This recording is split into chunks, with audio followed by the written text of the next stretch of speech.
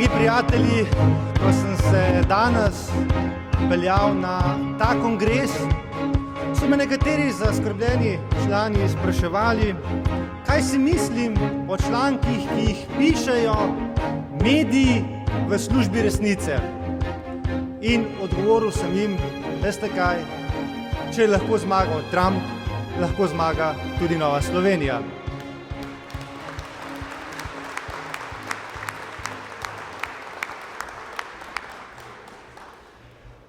Če si poskušate v svoje misli priklicati, kje ste bili 23. decembra 1990, bo marsikdo pozabil, kje je bila točna lokacija. Ampak vsakdo se bo pa spomnil tistega časa kot časa izjemnega upanja in pričakovanja. Verjeli smo, da nas čaka svetla in boljša prihodnost.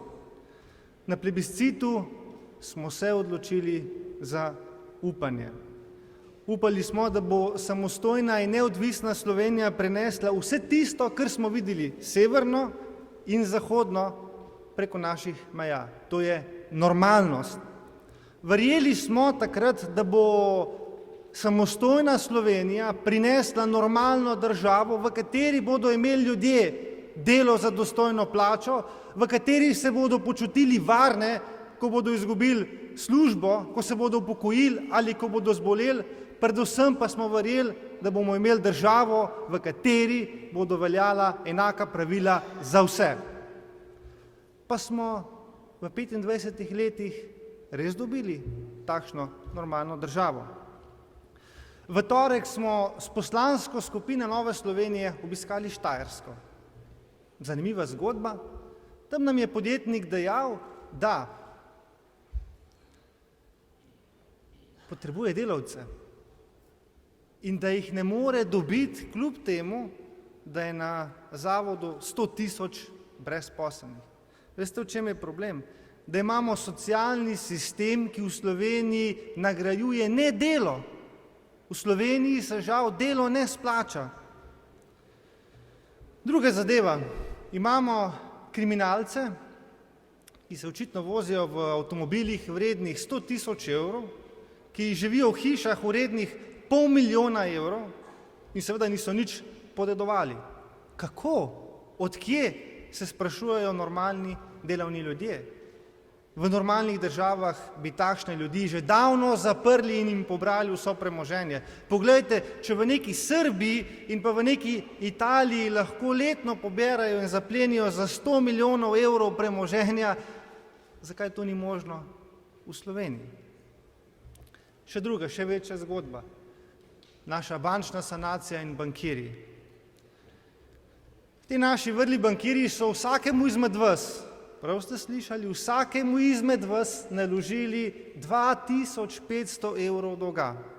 Pa se danes mirno sprehajajo po Sloveniji, kot da ni nikomur nič. Ko sem bil avgusta v Islandiji, tam so mi ljudje pripovedovali, da so veseli, zadovoljni, da zaupajo v pravno državo, ker tam bankirji sedijo za rešetkami. Pri nas pa očitno kandidirajo za visoke funkcije. Poglejmo tudi naš javni zdravstveni sistem, v katerem, vse veste, zdravijo tiste, ki koga poznajo ali pa ki kaj plačajo. Hvala lepa za tak javni zdravstveni sistem. V normalni državi zagotovo ljudje ne umirajo zaradi čakalnih vrst, predvsem pa ljudje ne zbirajo zamaškov za to, da bi lahko pozdravili otroke. In še višek in ena cvetka, imamo tudi šolski sistem, ki ima vedno več učiteljev, vedno več predmetov, a glej ga zlomka, vedno več funkcionalno nepismenih mladih. Zanimivo.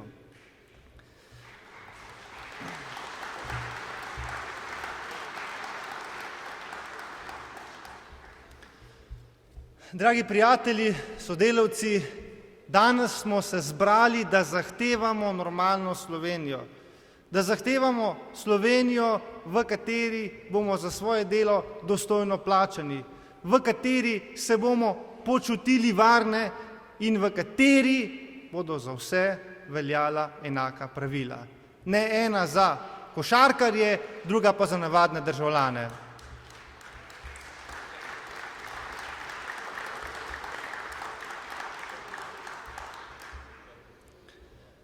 odgovornosti mi ne prelagamo na druge, mi smo pripravljeni zavihati rokave in sami začeti graditi normalno Slovenijo. Seveda nas čaka ogromno dela, ampak nismo počivali, samo letos smo v proceduro vložili kar 10 zakonov, ravno včeraj paket zakonov za pregon bančnega kriminala. Prav tako je bil eden izmed zakonov, ki smo ga vložili, zakon, ki bi vsem zaposlenim dvignil neto minimalno plačo za 50 evrov. Prav ste slišali in upam, da boste to ponesli med svoje bližnje. Nova Slovenija je vložila zakon v letošnjem letu, ki bi vsakemu z minimalno plačo to povečal za 50 evrov, a hkrati ne bi dodatno obremenil gospodarstva, ker se bruto minimalna plača ne bi znižala. Seveda bi to pomenilo, da bi se povečala domača potrošnja, logika je tukaj zelo preprosta, ne več kot bi ljudje trošili, več bi podjetja lahko proizvajala in tudi več bi podjetja lahko zaposlovala. A po stari navadi je naš predlog naletel na zavrnitev strani koalicije, ker naj bi imel prevelike finančne posledice. Zdi se mi, veste kaj, blazno zanimivo, da so koalicijo skrbele javno-finančne posledice pri našem zakonu, ampak pri Cerarjevih ukrepih jih pa očitno ne skrbijo. Ali se zavedate, da je Cerarjeva vlada v vsega 2 letih uspela nazaj v javni upravi zaposliti dodatnih 4000 ljudi? Kaj smo si mi želeli? Mi smo si želeli, da bi se ta gospodarska rast prelila v žepe vseh državljanov in ne zgolj tistih, ki delajo v javnem sektorju. Glejte, v parlamentu pišemo, lahko rečem, da garamo, vlagamo zakone in da nas to stalno miniranje strani koalicije zagotovo ne bo ustavilo. Preveč imamo radi Slovenijo, da bi obupali. Če še malo pobrskate po spominu, se boste najverjetneje spomnili tistega slavnega videospota, ko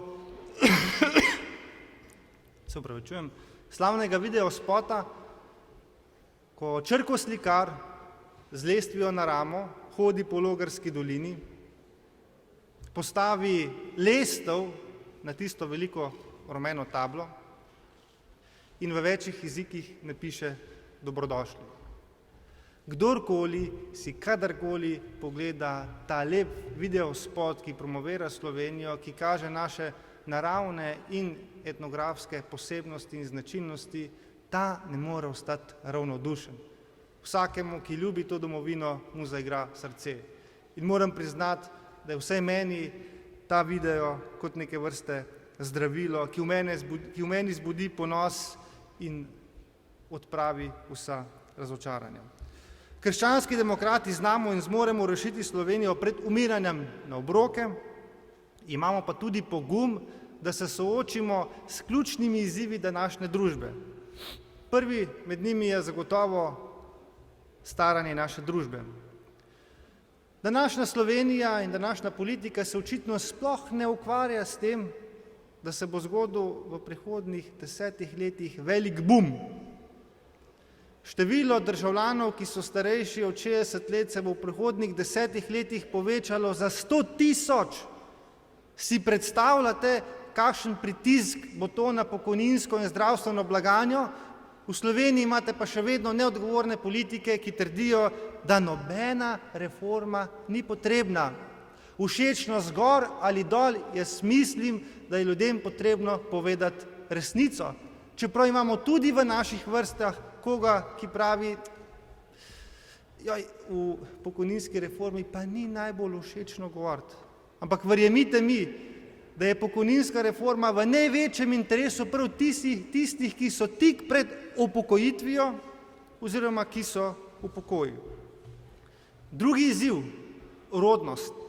Imamo izjemno slabo rodnost in jaz si želim, da bi se naše izročilo, našo kulturo prenašala naprej z našimi ljudmi, ne s priseljenci. In zato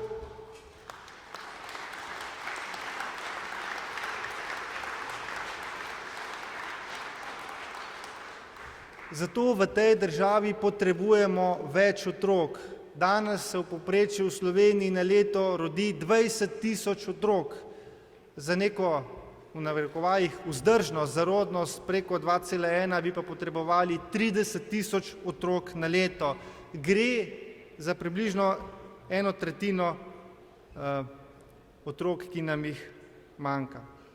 Povprečna starost mame pri rojstvu prvega otroka je danes v Sloveniji že presegla 30 let.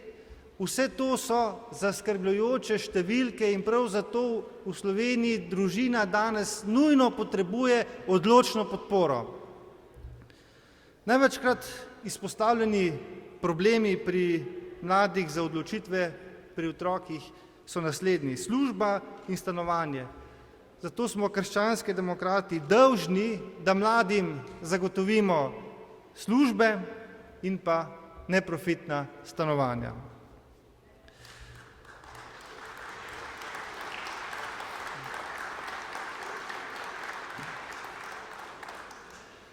Dragi prijatelji, še to bom rekel, da nas trenutno zatišje pred viharjem ne sme zaslepiti. Sedanja gospodarska rast nam daje lažen občutek, češ, da smo vse svoje domače naloge opravili in da ni potrebno ničesar več. Ampak dejstvo je, da v času krize naših družbenih sistemov nismo prilagodili na demografske izzive in niti nismo začeli zmanjševati našo visoko zadolženost. Ko sem bil v ponedeljek v Bruslju, sem se pogovarjal z kolegom iz irske konzervativne desne stranke. Pogovarjala sva se o tej sanaciji našega gospodarstva in ponovni rasti in prišla do zanimive ugotovitve. V času gospodarske krize je Slovenija rekla: mi nočemo trojke, mi bomo sami za vse poskrbeli. In smo odšli po zelo drag denar na tuje trge. Ta denar nas bo zelo drago stal in nismo naredili nobenih resnih reform, ampak smo si zgolj kupili nekaj let časa. Na drugi strani so Irci odšli po poceni denar trojke in danes že žanjejo velike sadove. Skratka, zaključim s tem, dragi prijatelji in sodelavci, prav danes začenjamo z operacijo 46+. Prav ste slišali, začenjamo z operacijo 46+.